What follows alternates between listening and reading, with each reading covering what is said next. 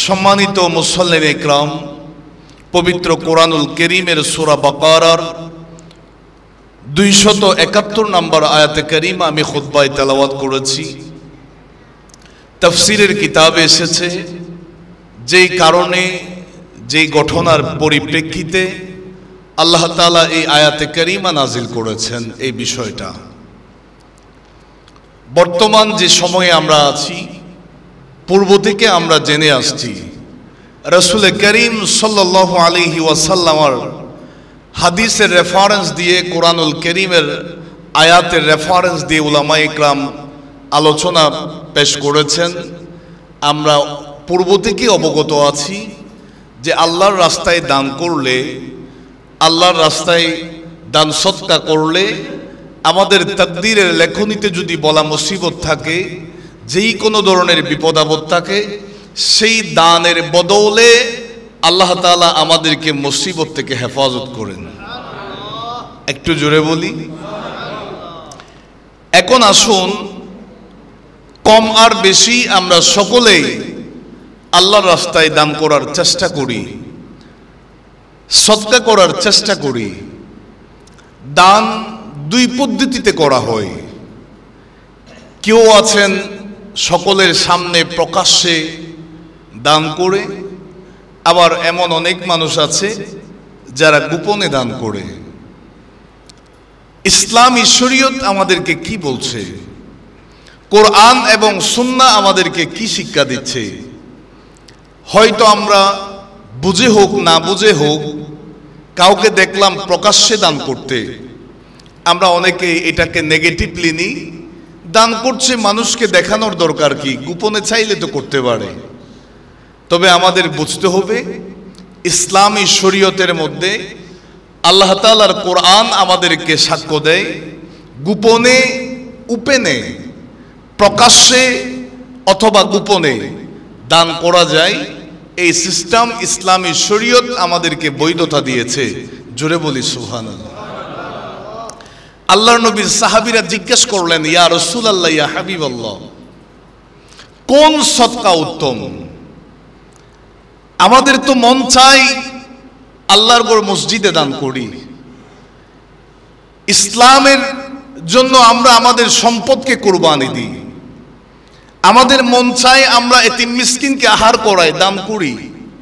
ইয়া রাসূলুল্লাহ, নবী গো, আপনার কাছে জানতে চাই কোন সদকা উত্তম? আমরা কি মানুষকে দেখিয়ে দিব, নাকি গোপনে কেউ না জানে মতো দিব? সাহাবায়ে ইকরামরা এই প্রশ্নটা রাসূলুল্লাহর কদমে আরজি করলেন। চিৎকার দিয়ে বলি না সুবহানাল্লাহ। আল্লাহর নবীর সাহাবীরা যখন বলেন, ইয়া রাসূলুল্লাহ, ইয়া হাবিবাল্লাহ, আমাদের মন চাই আল্লাহর রাস্তায় দান করার জন্য, আমরা কি সবাইকে জানিয়ে এলান করে প্রকাশ্যে দান করব, নাকি আমরা গভীর রাত্রিতে মানুষ না জানে মতো দান করব? যাকে দান করব সে জানবে, আর কেউ জানবে না, গোপনে দান করব? ইয়া রাসূলুল্লাহ, ইয়া হাবিবাল্লাহ, আপনার কাছে জানতে চাই। এই প্রশ্ন, এই জিজ্ঞাসা যখন সাহাবায়ে ইকরামরা রাসূলুল্লাহর কদমে করলেন, আল্লাহ রাব্বুল আলামিন আর দেরি করেন নাই, কোরআনুল কারীমের সূরা বাকারার 271 নম্বর আয়াতে কারিমা দিয়া হযরতে জিবরিল আলাইহিস সালামকে আল্লাহর প্রিয় হাবিব বন্ধু নবীর কদমের মধ্যে পাঠিয়ে দিয়েছেন। আল্লাহ রাব্বুল আলামিন বলেন, ইন তুবদুস সাদাকাতি ফানিম্মা হিয়া। আল্লাহ বলেন, ও বান্দা, যদি তোমরা প্রকাশ্যে আমি আল্লাহর রাস্তায় দান করো, যদি তোমরা মানুষকে জানিয়ে সকলের সামনে আমি আল্লাহর রাস্তায় দান করো, এটা তোমাদের জন্য মন্দ নয়, তোমাদের জন্য ভালো। সুবহানাল্লাহ বলেন। যদি তোমরা প্রকাশ্যে আল্লাহর রাস্তায় দান করো, এটা তোমাদের জন্য ভালো। এরপরে আল্লাহ বলেন, ওয়া ইন তুখফুহা, যদি তোমরা গোপনে আল্লাহর রাস্তায় দান করো, মানুষ না জানে মতো যদি দান করো, অপ্রকাশ্যে যদি তোমরা আমি আল্লাহর রাস্তায় দান করো, ওয়া তুতুহাল ফুকারা, যদি তোমরা অভাবগ্রস্ত অভাবীদেরকে যদি সাহায্য করো, যারা অভাবের মধ্যে আছে, যদি তোমরা অভাবীদেরকে সাহায্য করো, দান করো, আমার আল্লাহ বলেন ফাহুয়া খায়রুল লাকুম, এটা তোমাদের জন্য আরো বেশি ভালো হবে। জোরে বলেন, আরো জোরে বলেন। এতটুকু আয়াতে কারিমা থেকে আমরা দুইটা পয়েন্ট পেলাম। আল্লাহ বলেন যদি তোমরা প্রকাশ্যে দান করো এটা তোমাদের জন্য ভালো, যদি গোপনে দান করো এটা আরো বেশি ভালো। সুবহানাল্লাহ বলেন। তবে ভালো দুটার ভিতরে আছে, ভালো দুটার ভিতরে আছে। আল্লাহ পাক আমাদেরকে প্রকাশ্য হোক গোপনে হোক আল্লাহর রাস্তায় দান করার মন মানসিকতা দান করুন। আরো জোরে বলেন। এখন আসুন, যে দান করব আল্লাহ আমাদেরকে এর বেনিফিট কি দিবেন? কোরআন শরীফের সূরা বাকারার 271 নম্বর আয়াত আল্লাহ বলেন ওয়ায়ুকাফিরু আনকুম মিন সাইয়্যাতিকুম, এই যে দান তোমরা আমি আল্লাহর রাস্তায় করছো, করবে, প্রকাশ্যে হোক গোপনে হোক, আমি আল্লাহ বললাম এই দানের বিনিময়ে তোমাদের জীবনের গুনাহ মোচন হয়ে যাবে। বলেন আল্লাহু আকবার। তাহলে কোরআনুল কারীম থেকে আমরা আরেকটা শিক্ষা পেলাম। আমরা তো এতদিন ধরে জেনে আসছি দান সদকা বলা মুসিবত দূর করে, এটা তো হাদিসে পাকের মধ্যেও আছে, কোরআনুল কারীমের আয়াতের মধ্যেও আছে। এই আয়াতে আল্লাহ আমাদেরকে শিক্ষা দিয়েছেন দান সদকার মাধ্যমে জীবনের গুনাহ মাফ হয়। বলেন আল্লাহু আকবার। আমরা গুনাহগার আল্লাহ ডাকি বারে বারে, আমরা গুনাহগার আল্লাহ ডাকি বারে, ক্ষমা করে দাও গো প্রভু তুমি যে গফার, ক্ষমা করে দাও গো প্রভু তুমি যে গফার, তুমি ক্ষমা না করিলে ক্ষমা পাবো কার, তুমি ক্ষমা না করিলে ক্ষমা পাবো কার। একটু মহব্বতে বলেন আল্লাহুম্মা আমিন। আল্লাহ আমাদের জিন্দেগির গুনাহগুলো তুমি সাফ করে দাও। আল্লাহ বলেন ও বান্দা প্রকাশ্যে হোক গোপনে হোক আমি আল্লাহর রাস্তায় দিতে থাকবা, যদি দাও ওয়ায়ুকাফিরু আনকুম মিন সাইয়্যাতিকুম, আল্লাহ বলেন এই দানের বিনিময়ে তোমাদের গুনাহ মোচন হবে। এরপর আল্লাহ বলেন ওয়াল্লাহু বিমা তা'মালুনা খাবীর, হ্যাঁ আমি প্রকাশ্যে দিয়েছি সবাই জেনেছে, গোপনে দিচ্ছি এটা তো কেউ জানতেছে না, কেউ দেখছে না, আমি গোপনে দিতে আছি। আল্লাহ বলেন ও বান্দা যা কিছু করো না কেন, যত আমল তোমরা করো না কেন, সমস্ত আমলের খবর আমি আল্লাহর কাছে আছে। প্রকাশ্যে দিচ্ছ সেটাও দেখছি জানি, আর গভীর রাত্রিতে গোপনে দিচ্ছ সেটাও আমি আল্লাহ জানি, সে ব্যাপারে খবর আমি আল্লাহর কাছে আছে। আল্লাহ আমাদেরকে বোঝার তৌফিক দান করুন। এরপর আল্লাহ তাআলা বলেন সূরা বাকারার 267 নম্বর আয়াতের অংশের মধ্যে আমার আল্লাহ বলেন ইয়া আইয়ুহাল্লাযীনা আমানু, ওহে আমার ঈমানদার বান্দারা, আনফিকু তোমরা দান করো। দান করার জন্য ঈমানদারদেরকে বলছেন কে? আর একটু জোরে বলেন কি বলছেন?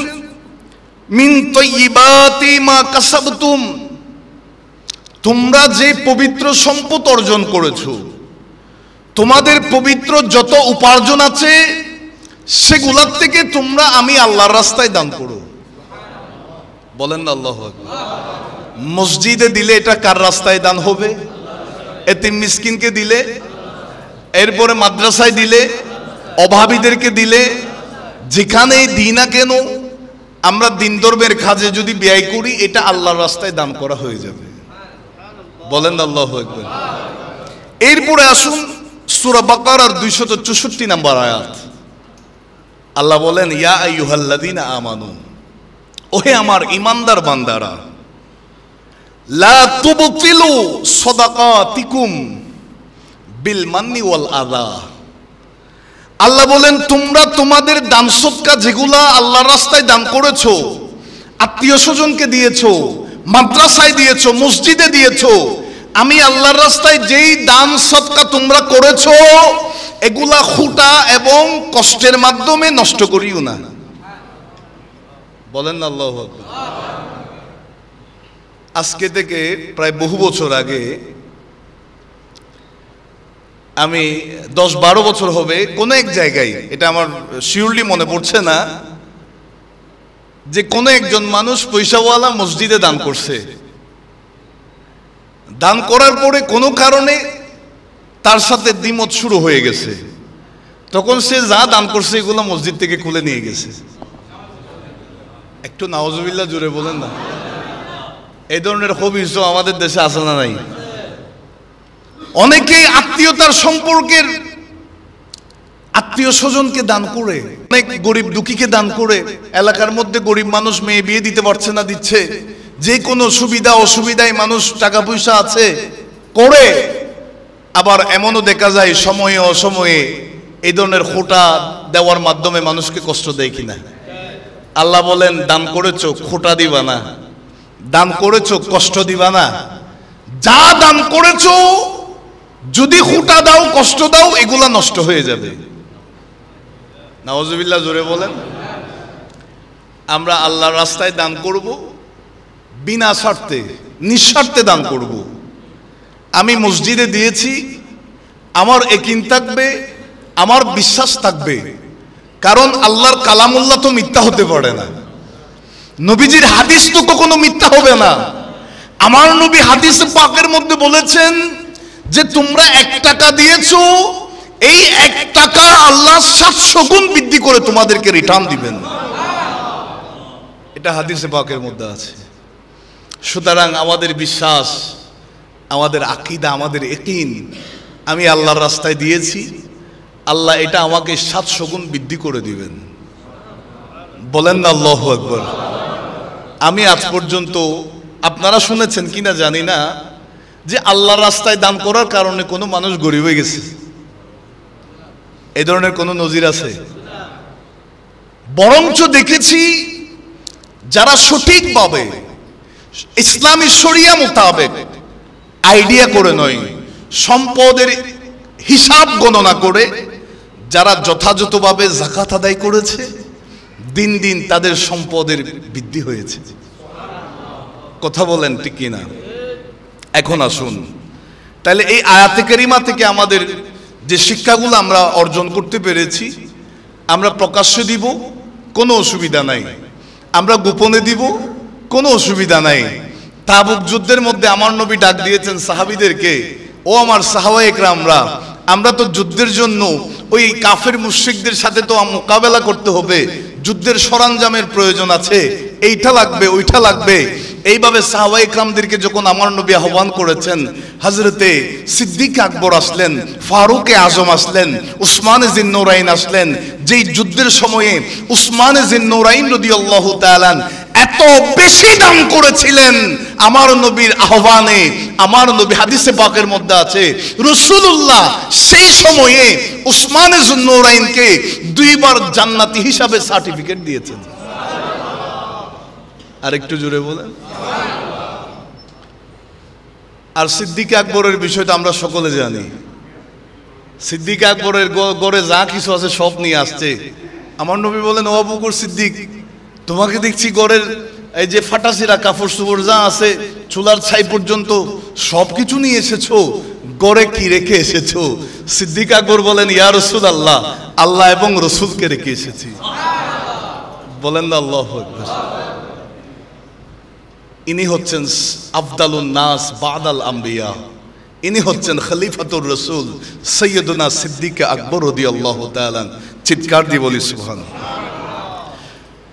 আল্লাহর নবীর হাদিস, আন ইবনে আব্বাস রাদিয়াল্লাহু তাআলা আনহু قال, হযরত আব্দুল্লাহ ইবনে আব্বাস রাদিয়াল্লাহু তাআলা আনহুমা বলেন, قال النبي صلى الله عليه وسلم, আল্লাহর নবী নূরানি জবানে ইরশাদ করেন, আলা উখবিরুকুম বিশাররিন নাসি মানজিলান, হে আমার সাহাবীরা, আমি কি তোমাদেরকে তোমাদের মধ্যে সবচাইতে নিকৃষ্টতম যে ব্যক্তি, তোমাদের ভিতরে সবচাইতে নিচু নিম্নমানের যে ব্যক্তি, তার সম্পর্কে তোমাদেরকে বলবো না, তার পরিচয় কি তোমাদেরকে দিব না?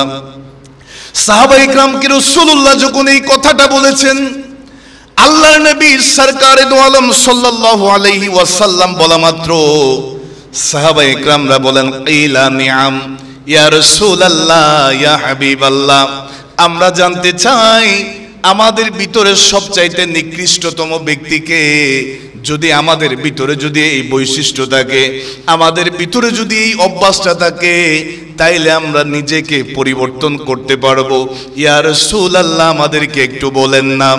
আল্লাহর নবী সরকারে দো আলম সাল্লাল্লাহু আলাইহি ওয়াসাল্লাম বলেন, ক্বালা, আল্লাহর নবী বলেন, আল্লাযী ইয়াসআলু বিল্লাহি ওয়া লা ইউতি বিহি, তোমাদের মধ্যে সবচাইতে নিকৃষ্টতম ব্যক্তি হচ্ছে সে, যেই ব্যক্তির কাছে আল্লাহর ওয়াস্তে কোনো কিছু চাওয়া হয়।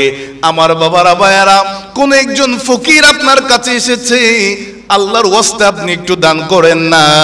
কোন একটা মসজিদের নির্মাণের কাজে কোন প্রয়োজনে আপনাকে বলা হয়েছে, আল্লাহর ওয়াস্তে আপনি একটু আল্লাহর রাস্তায় দান করেন না।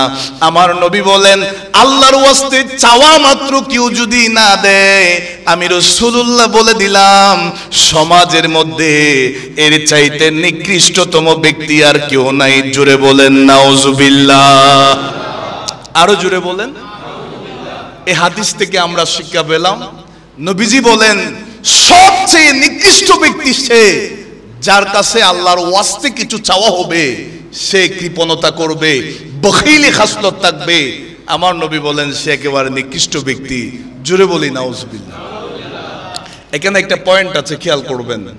আমার কাছে চাওয়া হয়েছে, আমার পকেটে নাই, এটা সামর্থ্যের উপর ডিপেন্ড করবে কথাটা।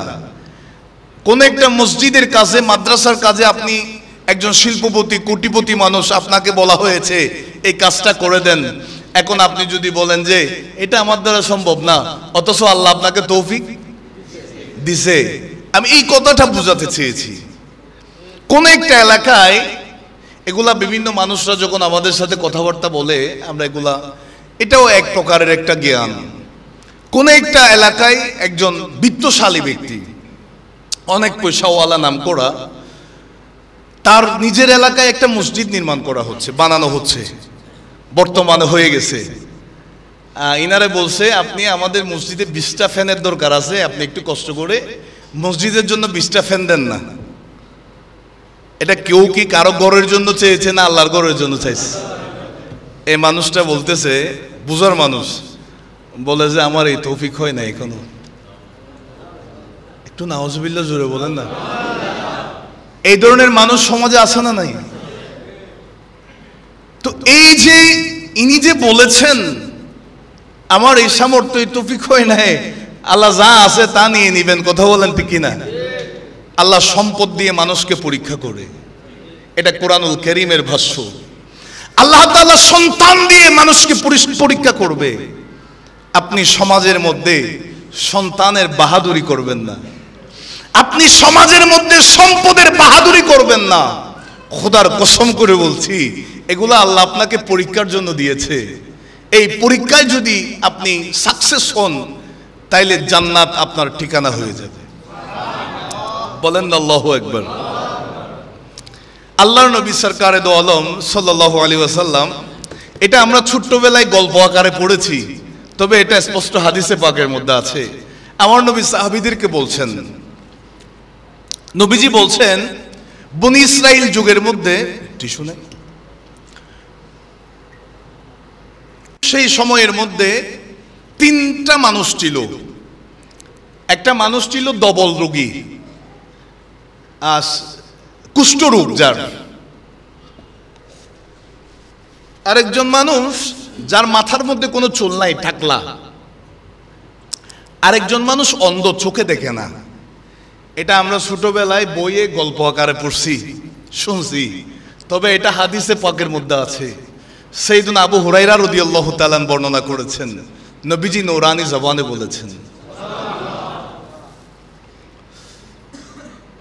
আল্লাহ তাআলা পরীক্ষার জন্য একজন ফেরেশতা নিয়োগ দিলেন 3জন মানুষের কাছে, তাদের ঈমানের পাওয়ার কতটুকু দেখার জন্য। প্রথমে ডবল রোগীর কাছে আসছে, বলে যে আপনি কি চান, আপনার তো মন খারাপ, আপনি আল্লাহর কাছে কি চান? তিনি বলছেন আমি আমার সুস্থতা চাই, আমাকে মানুষ সেবা করে, সমাজের মধ্যে আমাকে মানুষ তুচ্ছ তাচ্ছিল্য করে, আমার শরীরের রং ঠিক নাই, ত্বক ঠিক নাই, আমি সুস্থ হতে চাই। ফেরেশতা শরীরে হাত বুলাই দিয়েছেন, ডবল রোগী মুহূর্তে সুস্থ হয়ে গেছে। এবার বলেন আপনি কি চান? তিনি বলছেন আমি একটা উট চাই, উট। এটা যদি লালন পালন করি, এটার থেকে আমি মনে করি আমি আল্লাহ তাআলা আমাকে সম্পদে বরকত দিবে। ওই ফেরেশতা মানুষের সুরত নিয়ে তাকে একটা উট দিয়ে দিছে। ওই টাকলার কাছে গেছে যার মাথায় চুল নাই, তিনাকে বলছে আপনি কি চান? তিনি বলছেন আমি মানুষের সামনে মাথা খুলতে পারতেছি না, আমার মাথায় চুল নাই, এখন আমি সমাজে আমার নিজেরও সুন্দর লাগছে না আমাকে দেখতে, আমি চাই আমার মাথায় চুল উঠুক। ফেরেশতা হাত বুলাই দিচ্ছেন, মাথার মধ্যে মুহূর্তের মধ্যে চুল উঠে গেছে। কি চান আপনার, কি লাগবে? বলে যে আমি একটা গাভিন চাই। ওনাকে একটা গাভিন দেওয়া হয়েছে, গরু দেওয়া হয়েছে, যেই গরুর মাধ্যমে তিনি বড় পয়সাওয়ালা হয়ে গেছে। হাদিস শরীফ, গল্প না। আবার থার্ড ব্যক্তির কাছে গেলেন, যিনি অন্ধ, চোখে দেখে না। তিনাকে জিজ্ঞেস করলেন আপনি কি চান? আমি আমার অন্ধত্বের দূরীকরণ চাই, আমার চোখ, আমি দৃষ্টি চাই। ওই ফেরেশতা চোখের উপর হাত বোলাই দিয়েছেন, চোখের দৃষ্টি ফিরে এসেছে। আপনি কি চান? আমার একটা ছাগল হলে হবে, আল্লাহ হয়তো এটার মাধ্যমে আমাকে বরকত দিবে। এনাকে একটা গাভিন ছাগল দেওয়া হয়েছে। মানুষ তিনজনেই বড় পয়সাওয়ালা হয়ে গেছেন, অসংখ্য অগণিত সম্পদের মালিক হয়ে গেছেন। ওই যে কথা বললাম, আজকে আপনি বিল্ডিং এর মালিক হয়েছেন, বাড়ি গাড়ির মালিক হয়েছেন, ইন্ডাস্ট্রির মালিক হয়ে গেছেন। আপনাকে বুঝতে হবে আল্লাহ আমাকে যা দিয়েছে এগুলা পরীক্ষার জন্য দিয়েছে। ওই ফেরেশতাকে আমার আল্লাহ বলেন ওই তিন বান্দার কাছে আবারও যাও, তাদেরকে তো দিয়েছি, আমি আল্লাহর প্রতি তাদের পাওয়ার, ঈমানি পাওয়ার কতটুকু আছে একটু পরীক্ষা করে দেখো। প্রথমে গেলেন ডবল রোগীর কাছে।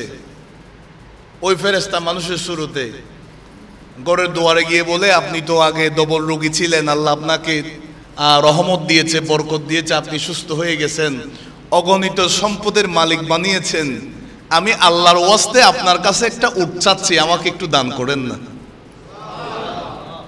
তারাই দিছে, দেয় নাই, অকৃতজ্ঞ হয়ে গেছে, আল্লাহর শুকরিয়া আদায় করে নাই। ওই মাথায় চুল নাই সেই ব্যক্তির কাছে গেছে,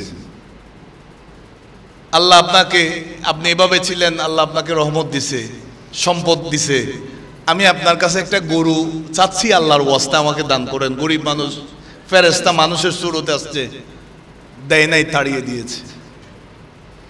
অন্ধ ব্যক্তির কাছে গিয়েছেন, আপনি অন্ধ ছিলেন, আল্লাহ আপনাকে দৃষ্টিশক্তি ফিরিয়ে দিয়েছে, আপনি আজকে চোখে দেখতে পাচ্ছেন, আপনি অগণিত টাকা পয়সার মালিক হয়েছেন, আল্লাহর ওয়াস্তে আমাকে একটা ছাগল দেন না। তিনি প্রথমে তাকে ডেকে বুকে জড়িয়ে ধরলেন, ভাই আপনি ঠিক বলেছেন, আমি আগে চোখে দেখতাম না, আল্লাহ তাআলা রহমত করেছেন বলে আজকে আমি চোখে দেখতে পাচ্ছি। আমার আগে কিচ্ছু ছিল না, আমি অভাবী ছিলাম, আল্লাহ আমাকে বরকত দিয়েছেন, একটা ছাগল থেকে অগণিত সম্পদের মালিক হয়ে গেলাম, নেন আপনার যা লাগবে তা নেন, সব দিব আপনাকে। ওই ফেরেশতা মুহূর্তের মধ্যে চলে গেছে। যেই দুই ব্যক্তি শুকরিয়া আদায় করে নাই, অকৃতজ্ঞতার পরিচয় দিয়েছে, দুইজনেই আবার হালতে চলে এসেছে। আর সেই অন্ধ যিনাকে আল্লাহ দৃষ্টি শক্তি দিয়েছে, তিনি পুনরায় আরো বেশি টাকা পয়সার মালিক বনেছেন। এখান থেকে আমাদের শিক্ষা নিতে হবে, লা ইন শাকারতুম লা আযীদান্নাকুম, ও বান্দা দিয়েছি তোমাদেরকে, শুকরিয়া আদায় করো। ওয়ালা ইন কাফারতুম, যদি অস্বীকার করো, আমি আল্লাহ বলছি ওয়ালা ইন কাফারতুম ইন্না আযাবি লাশাদীদ, তোমাদের জন্য কঠিন শাস্তি অপেক্ষা করছে। চিৎকার দিয়ে বলি সুবহানাল্লাহ। আরো জোরে বলেন। এখান থেকে আমাদের শিক্ষা আল্লাহ দিয়েছেন বলেই আজকে আমাদের আছে। আল্লাহ দিয়েছেন বলেই আজকে আমাদের। যদি আল্লাহর পক্ষ থেকে না আসতো, না দিত, এই যে রাস্তায় ফকির দাঁড়িয়ে আছে, ভিক্ষুক দাঁড়িয়ে আছে, নিজেকে একটু চিন্তা করবেন, আমি চাইলে তো ওই স্থানে যেতে পারতাম। হযরতে শেখ সাদি রহমতুল্লাহি আলাইহি তিনার জীবনীতে একটা স্টাডি করে পেলাম, তিনার পায়ের মধ্যে স্যান্ডেল নাই, কষ্ট হচ্ছে, মসজিদে আসছে, মনে মনে চিন্তা করছেন আমার তো স্যান্ডেল নাই, আমার কষ্ট হবে। মসজিদ থেকে বের হওয়ার সময় দেখতেছে একটা মানুষের দুইটা পা নাই, একটা মানুষের দুইটা। তিনি সাথে সাথে আল্লাহর কাছে শুকরিয়া আদায় করছে, আল্লাহ আমি তো তার চাইতে ভালো আছি, আমার পায়ে স্যান্ডেল নাই, আমি কষ্ট হবে চিন্তা করছি, মানুষটার তো দুইটা পা নাই। সুতরাং প্রতি মুহূর্তে আমাদের শুকরিয়া করার দরকার আছে না নাই? শুকরিয়া মানে আল্লাহ আমাকে 1000 কোটি টাকা দিছে, আলহামদুলিল্লাহ আলহামদুলিল্লাহ আলহামদুলিল্লাহ, এর নাম শুকরিয়া না। আল্লাহ আমাকে দিছে, আমি আল্লাহর রাস্তায় দিব। আল্লাহ আমাকে দিয়েছেন, আমি আল্লাহর রাস্তায় দান করতে থাকবো। আল্লাহ বলেন যত দিবা তত বাড়বে। সুবহানাল্লাহ বলেন। আপনারা কি রাগ করছেন? এগুলো আমাদের বলার দরকার আছে না? এই যে আজকে দেশ অশান্তির মধ্যে আছে, উশৃঙ্খলতার মধ্যে আছে, বিশৃঙ্খল অবস্থায় আছে। সুতরাং আমাদেরকে বুঝতে হবে আমরা সব সময় আমরা আল্লাহ তাআলার রাস্তায় থাকব, আল্লাহর রাস্তায় দান করব। হয়তো আল্লাহ তাআলা কোনো না কোনো ব্যক্তি যিনি আল্লাহর কাছে কবুল হয়েছেন, এমন ব্যক্তির উসিলায় আল্লাহ দেশকে শান্ত করে দিবেন।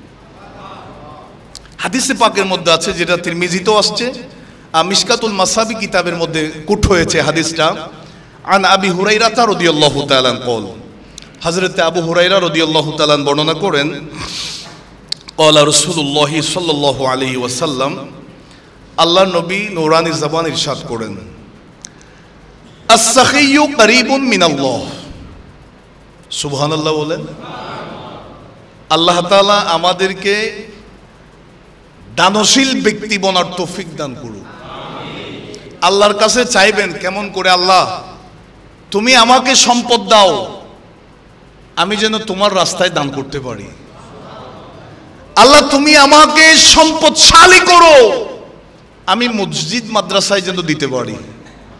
আল্লাহ আমার দেওয়ার মন মানসিকতা আছে, তুমি দেখতেছো, আল্লাহ তুমি আমাকে দাও, আমি দান করতে চাই। এভাবে দোয়া করবেন।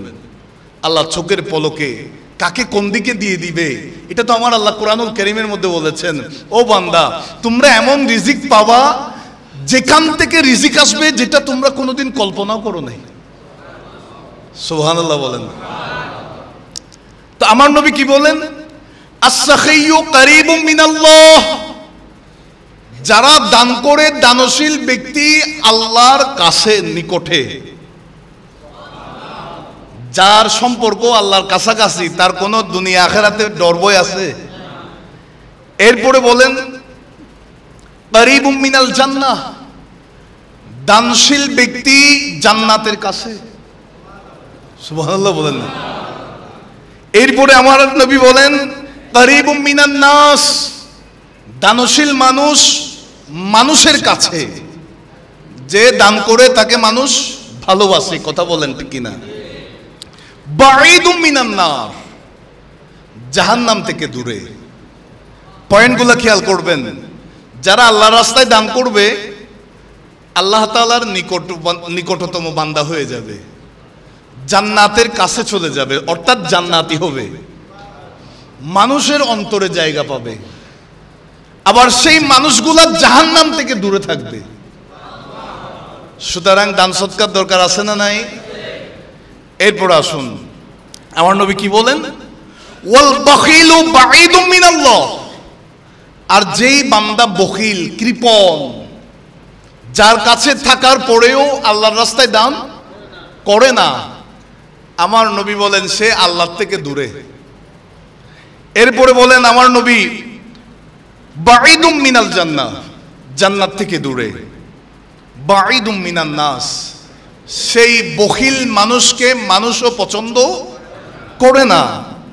করিবুম মিনান নার, বখিল মানুষ জাহান্নামের কাছে। নাউজুবিল্লাহ, জোরে বলেন। এতটুকু হাদিস থেকে আমরা এই পয়েন্টটাই বলতে পারি, এই হাদিসের সারমর্ম হচ্ছে দানশীল ব্যক্তি জান্নাতি, বখিল ব্যক্তি জাহান্নামী। এ ব্যাপারে কোনো সন্দেহ আছে? ঠিক কিন্তু সবাই বলতেছে না। পকেটে যদি 500 টাকা থাকে, এমন অনেক মানুষ আছে নিজে না খেয়ে থাকবে, তারপরেও 500 টাকা ভাঙাবে না। আছে না নাই? এটা না, এটা নয়। আপনি খরচ করবেন রিজিকের মালিককে। আরো জোরে বলেন। আল্লাহ আমাদেরকে বুঝার তৌফিক দান করুন। এই হাদিস থেকে আমরা এতটুকু বুঝলাম। বাকি অংশে আমার নবী কি বলেন? ওয়ালা জাহিলুন সাখিয়ুন, মানুষটা মূর্খ জাহেল তবে দানশীল। এরকম অনেক মানুষ আছে না? আমি একটা উদাহরণ দিতে পারি। আমাদের বর্তমানে যিনি বিভিন্ন মসজিদ মাদ্রাসায় দিন ধর্মে খেদমত করছে, আমি জাস্ট উদাহরণ দিচ্ছি, সুফি মিজান সাহেব। উনি ওনার জায়গায় বর্তমানে আলেম থেকেও বেশি জ্ঞানের অধিকারী, তবে উনি একজন জেনারেল লাইনের মানুষ। আমি ওই জিনিসটা বোঝার জন্য আবার তিনাকে নেগেটিভ কোনো বিষয় বলছি না। তিনি দান সদকা করে না? করে। সাধারণ ব্যক্তি, খেয়াল করবেন। আহাব্বু ইলাল্লাহ, মানুষটা যদিও বা সাধারণ তবে দানশীল। আমার নবী বলেন মিন আবেদিন বখিলিন, কৃপণ, বেশি ইবাদত করে, নামাজ কালাম কোনো কিছু বাদ দেয় না, তবে কৃপণ। আর যিনি সম্পদশালী, আল্লাহর রাস্তায় দান করে, এত বেশি ইবাদত বন্দেগী, এত বেশি পড়ে থাকে না, তবে আল্লাহর রাস্তায় দান করতে থাকে। আমার নবী বলেন ওই বখিল আবেদের চাইতে এই সাধারণ দানশীল ব্যক্তি উত্তম, আল্লাহ তাআলার পছন্দের। আহাব্বু ইলাল্লাহ, আল্লাহর প্রিয়। জোরে বলি সুবহানাল্লাহ। বাকি রাগ করছেন? এগুলা আমাদের এই শিক্ষাগুলা গ্রহণ করার দরকার আছে না? এগুলা এখান থেকে শুনে বুঝে আমাদের পরবর্তী প্রজন্ম যারা আছে, সন্তানদেরকে নিয়ে খাবারের টেবিলে বসেছেন, আলোচনা করবেন, বাবা মসজিদের খতিব সাহেবের জবান এটা শুনেছি, এই বিষয়টা, এই ঘটনাটা শুনলাম। এগুলা যখন বলতে থাকবেন, আপনি যেই লাইনে আছেন আপনার প্রজন্ম সেই লাইনে থাকবে। কথা বলেন ঠিক কিনা? আর যদি এগুলো আলোচনা না করেন, ছেলেকে পাঠাইছেন দামি স্কুলে, দামি কলেজে পড়াচ্ছেন, ছেলের কিন্তু কোন লাইনে আছে, কোন বন্ধুর সাথে মিশছে কোনো খবর রাখেন নাই, তখন সেই ছেলে বলবে আমার আব্বা তো আল্লাহু আকবার বলে এখানে হাত বাঁধতেছে, এটা ভুল করতেছে, এখানে না এখানে বাঁধতে হবে। এই ধরনের পরিবারও বর্তমান সমাজের মধ্যে এই ধরনের সমস্যার সম্মুখীন হতে হচ্ছে। কথা বলেন ঠিক কিনা? সুতরাং আমাদের সন্তানদেরকে আমরা বোঝাবো, আমরা ওলি আল্লাহ লাইনের মানুষ, আমরা ওলি প্রেমিক মানুষ, আমাদের প্রজন্মকেও আমরা সেই লাইনে আনতে চাই। কথা বলেন ঠিক কিনা? কোরআনুল কারীমের যে আয়াতে কারীমা আমি তেলাওয়াত করেছি, আগে জানতাম দান সদকা বলা মুসিবত দূর করে, আজকে থেকে জানলাম দান সদকার মাধ্যমে গুনাহ মাফ হয়। হাদিসে পাকের মধ্যেও আছে দান সদকার মাধ্যমে আপনার তাকদীর পরিবর্তন হয়। আমি প্রায় সময় একটা কথা বলি, আমল করবেন কিনা সেটা আপনার বিষয়। আমি কোরআন ও সুন্নাহর আলোকে কথা বলছি। এই যে রাস্তায় যাচ্ছি, অ্যাক্সিডেন্টে মৃত্যু হতে পারে, এখান থেকে ঘরে যে আমি সুস্থ সবল অবস্থায় যাব তার কোনো গ্যারান্টি নাই। হ্যাঁ, আমি মসজিদে আসলাম, আল্লাহর রাস্তায় দান করলাম, আমি রাস্তায় কোনো অভাবীকে দান করলাম, হয়তো এই দানের বদলে আল্লাহ আমার জীবনটা রক্ষা করবেন, হয়তো এই দানের বদলে আল্লাহ আমার হায়াতের বাজেটটা বাড়িয়ে দিবেন। আমি আগেও বলেছিলাম একটা কথা, তানবিহুল গাফিলিন কিতাবে আছে, আল্লামা ফকি আবুল্লাহ সামরকান্দি রহমতুল্লাহ আলাইহি কোট করেছেন। আমার বাবারা ভাইয়েরা, দাউদ আলাইহিস সালাম ওয়াজ করছেন, হযরতে মালাকুল মউত আজরাইল প্রতিদিন উপস্থিত থাকতেন। একটা যুবক, 25 বছরের যুবক, সেই যুবক আসা যাওয়া করত। আজরাইল তার দিকে চেয়ে আছে। দাউদ নবী জিজ্ঞেস করলেন, ও ভাই আজরাইল, এই ছেলেটার দিকে কেন তাকিয়ে আছো? হযরতে আজরাইল আলাইহিস সালাম বলেন, হুজুর আমি আশ্চর্য হলাম, এই 25 বছরের যুবক, তার সময় তো পড়ে আছে, সে মনের মধ্যে কত আকাঙ্ক্ষা, কত কিছু মনের ভিতরে সাজিয়েছে, কিন্তু এখান থেকে বের হওয়ার পরে তার মৃত্যুর তকদিরের মধ্যে লেখা আছে। পরের দিন আবারও যুবকটাকে দেখলেন, আজরাইলকে জিজ্ঞাসা করলেন, কি কারণে আল্লাহ তাআলা তার হায়াত বাড়িয়ে দিয়েছেন? আজরাইল বলছেন, আল্লাহ আমাকে বলে দিয়েছেন, এই যুবকটা ঘর থেকে যখন আপনার দরবার থেকে বের হওয়ার সময় একজন ফকিরকে ভিক্ষা চেয়েছে, 6 দিরহাম দিয়েছে, আমার আল্লাহ তার তাকদীরের মধ্যে 6 দিরহামের বিনিময়ে 60 বছরের হায়াত বাজেট করে দিয়েছে। বলেন আল্লাহু আকবার। ওয়া আখির দাওয়ানা আলহামদুলিল্লাহি রাব্বিল আলামিন। ওয়াসসালামু আলাইকুম ওয়া রাহমাতুল্লাহ।